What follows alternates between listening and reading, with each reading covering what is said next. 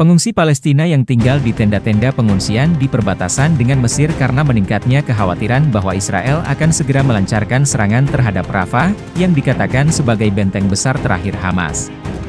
Tidak ada tempat yang aman di seluruh Gaza kecuali di sini. Jika orang-orang Yahudi dan tentara Israel masuk ke sini, tidak akan ada lagi tempat aman yang tersisa di Rafah, kata salah satu warga Palestina yang berlindung di tenda-tenda di sepanjang Gaza.